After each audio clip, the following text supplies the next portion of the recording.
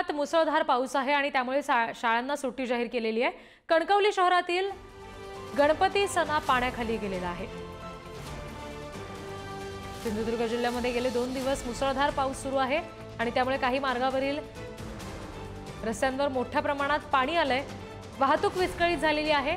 कणकवली शहरातील गणपती सणा इथं जाणवली नदीपात्राचं पाणी आलंय आणि त्यामुळे आता या ठिकाणी सुद्धा पाण्याचा वेढा पडलेला आहे। आमचे प्रतिनिधी उमेश बुचडे तिथली परिस्थिती नेमकी काय आहे हे आपल्याला सांगतील, बघूया।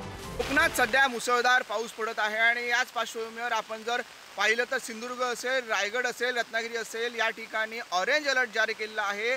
काही ज्या शाळांना आहेत त्या सुट्ट्या देखील जाहीर केलेल्या आहेत आणि बहुतांश आपण जर आता सध्या सिंधुदुर्गामध्ये आहे, सिंधुदुर्गातील या कणकवली या जाणवली नदीच्या पात्राच्या शेजारीच असलेले गणपती सणा देखील आता हा पाण्याखाली गेल्याचा दिसत आहे। एकंदरीत आपण पाहतो की ही जी नदी आहे, जाणवलीची नदी आहे, तिचे आता पात्र जे भरून वाहत आहे, आजूबाजूच्या भागामध्ये हे पाणी शिरत आहे। आपण गणपती सणाचे पाणी आपण पाहतो की हा पूर्ण गणपती सणा आहे तो पाण्याखाली गेलेला आहे एकंदरीत।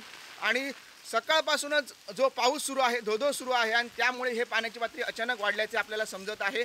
एकंदरीत जर रत्नागिरी असेल, रायगड, सिंधुदुर्ग असेल या ठिकाणी सध्या जो मोठ्या प्रमाणात पाऊस पडतो आणि त्यामुळे सध्या ज्या समुद्रकिनारी ज्या राहणाऱ्या लोकांना त्या सतर्कतेचा इशारा दिला आहे। तसंच मत्स्य आणि बंदर विकास मंत्री नितेश राणे यांनी देखील सध्या मच्छीमारांनी खोल समुद्रात जाऊ नये, वारं आणि वादळ येण्याची शक्यता आहे असं सांगितलेलं आहे। त्यामुळे कुठेतरी आपण पाहिलं की सध्या परिस्थिती ही तशी दिसत आहे। एकंदरीत खूप मोठ्या प्रमाणात पाऊस सुरू आहे। आपण या गणपती सणाच्या ठिकाणी आहोत आणि या ठिकाणी नेहमी वर्दळ असते आणि पाणी कमी असतं, पण आता अचानकपणे ही मोठ्या प्रमाणात पाण्याची वाढ झालेली आपल्याला दिसत आहे। आपण या पाण्याच्या ठिकाणीच आहोत, पण सध्या अजूनही देखील पाण्याची वाढ येथे होत आहे आणि अशाच पद्धतीने जर पाऊस राहिला तर आजूबाजूच्या गावांमध्ये पाणी शिरू शकतं। त्यामुळे प्रशासन देखील खबरदारी घेत आहे। तसेच पद्धतीने आजूबाजूला जे राहणारे नागरिक आहेत त्यांना स्थलांतरित करण्याची वेळ देखील येऊ शकते।